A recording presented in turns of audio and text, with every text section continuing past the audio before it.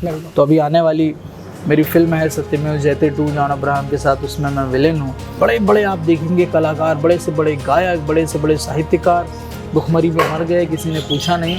ये विदेशों में नहीं है। क्योंकि पहन के लोग गाँव वाले सब कहते हैं अरे यार आपने इतना कुछ कर लिया, इतना आपके बारे में गूगल में पढ़ रहा था, तो ये तो वो तो। अरे हमने कहा यार वो सब चलने दो, गाँव देसी चुपचाप रहने दो। संदीप लाल, मैं आज भी खटिया पे सोता हूँ, ठीक है, अभी जाऊँगा मेरे पिताजी। मैं बड़ा खुश हूँ कि आपको महानगरी लाइफ जो है वो लुभा नहीं पाई। मैं भागता हूँ उस चीज़ से। लोग चकाचौंध में जाते हैं तो एकदम लबलबा जाते हैं, अगर हम ग्रामीण भाषा में कुछ नहीं, हम तो बिल्कुल देसी आदमी हैं।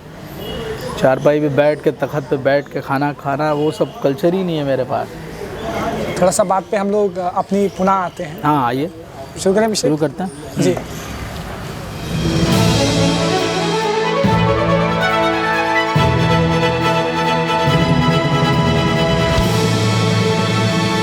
तो मैं कह रहा था 2 ऐसी फिल्में हैं।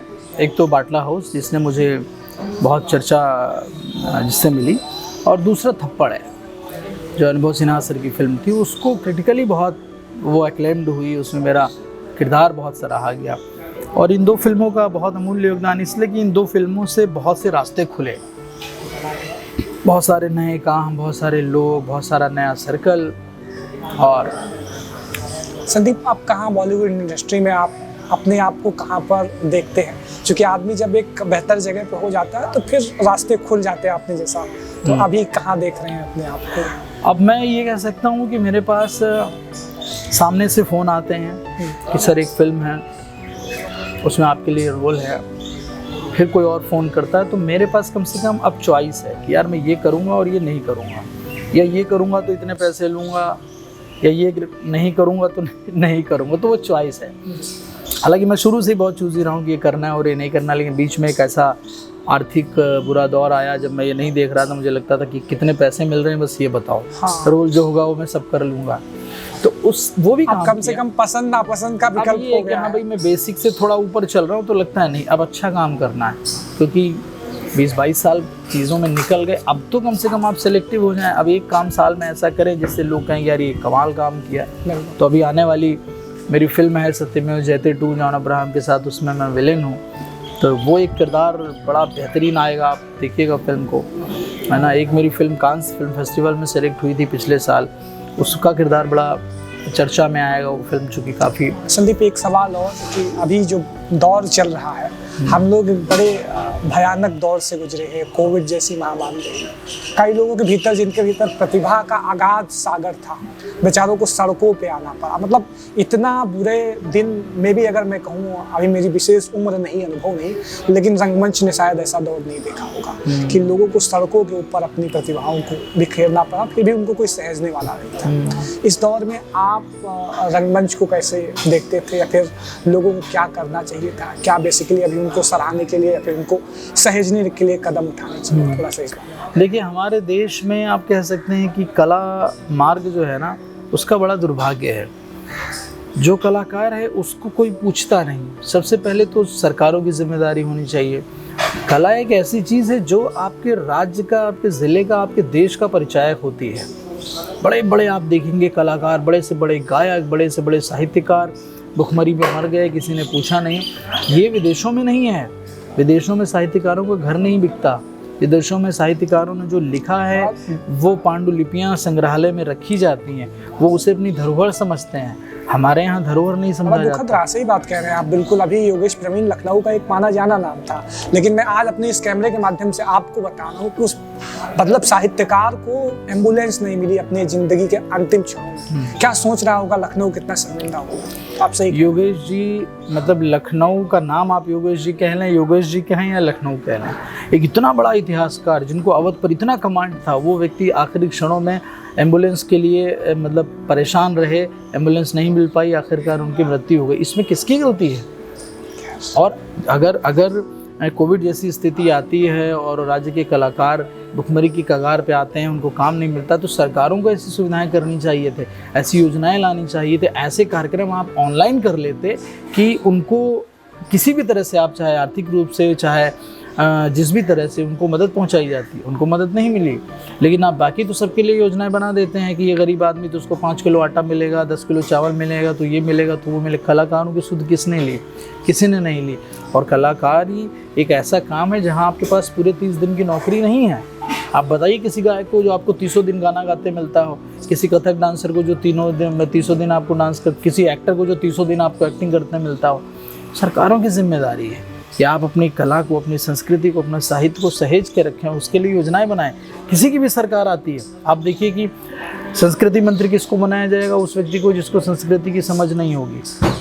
प्रमुख सचिव किसको बनाया जाएगा? जिसको संस्कृति की समझ नहीं होगी। तो आपको ये सेलेक्ट करना पड़ेगा। वो सिलेक्टिव ऐसा नज़रिया ही हो चुका है हमारा कि हम अपनों को देखेंगे। खैर ये सब कोई भी कलाकार जब तक सफल नहीं हो जाए तब तक उस पर राज्य सरकार ध्यान नहीं देती। कल को अगर आप सफल कलाकार हो गए, फिर अगर सरकारें आपकी तरफ ध्यान दे रही यादव को यश भारती भी मिलेगा, पद्मश्री भी मिलेगा और तमाम सारी चीजें भी मिलेंगी। लेकिन तो इसका शिकार मैं खुद भी रहा हूँ। बहुत दिनों तक लोगों की नजर नहीं उपेक्षित रहे। हाँ, अब जब मेरी 2-3 फिल्में हिट हो गई हैं, मुंबई से तमाम सारे लोगों ने बोलना कहना शुरू किया, तो यहाँ भी हलचल है। इसमें मीडिया का भी बड़ा अहम रोल रहा है कि जिसका चेहरा चमक जाता है। संदीप यादव तक जब ही पहुंचे हैं, जब संदीप यादव हिट हुए हैं। नहीं मतलब चलिए, खैर वो तो एक व्यावसायिकता की बात है, लेकिन ये सरकारों बातों को सीमित करते हैं। एक आखिरी सवाल आपसे लेना चाहेंगे। पूर्ववर्ती सरकार ने प्रयास किया कि उत्तर प्रदेश में फिल्म सिटी बने, में भी शायद लखनऊ ही सिलेक्ट हो रहा था। वर्तमान सरकार ने भी, मुख्यमंत्री जी कई सारे मुंबई के डायरेक्टरों से मिले, लखनऊ लोक भवन में मुलाकातें हुई।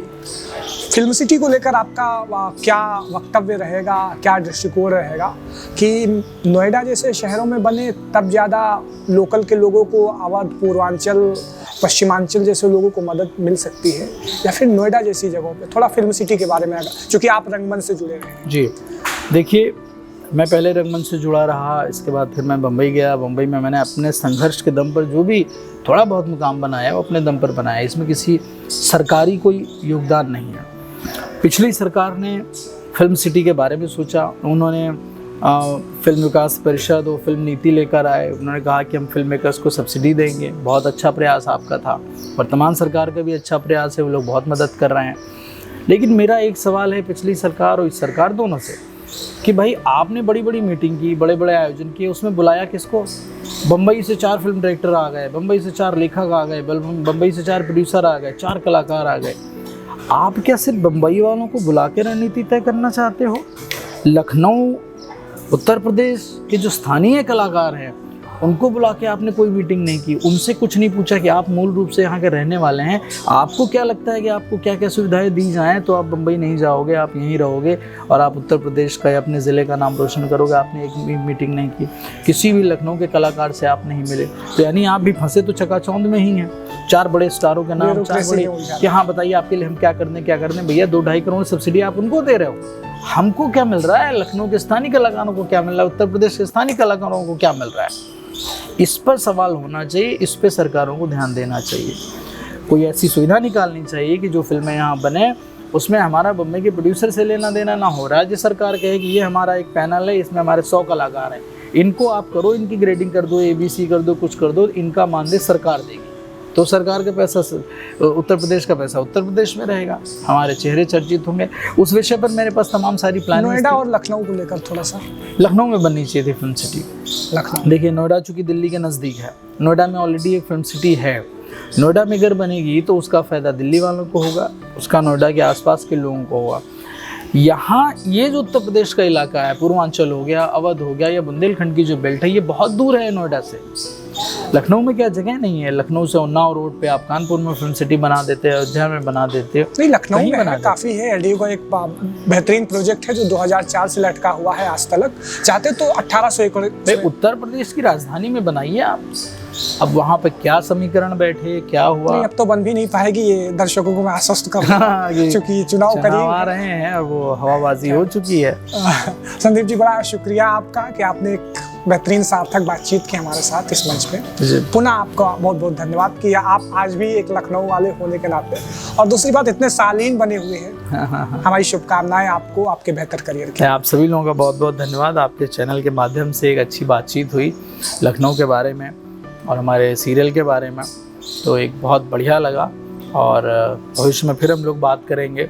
तो मेरा एक सीरियल है जो इस समय टीवी पर आता है, उसका नाम है और भाई क्या चल रहा है, सोमवार से शुक्रवार रात को 9:30 बजे। भविष्य में भी संदीप जी ऐसे ही बने रहे कि हमको अपॉइंटमेंट ना लेनी पड़े, फोन करें और संदीप जी का फोन उठ जाए। नहीं, आपको थोड़ा इंतजार इसलिए करना पड़ा क्योंकि मैं लखनऊ में था नहीं, और आते ही जैसे आपने कहा मैंने पहली फुर्सत में सोचा कि नहीं बातचीत करूंगा। बहुत शुक्रिया, बहुत धन्यवाद। बहुत बहुत धन्यवाद।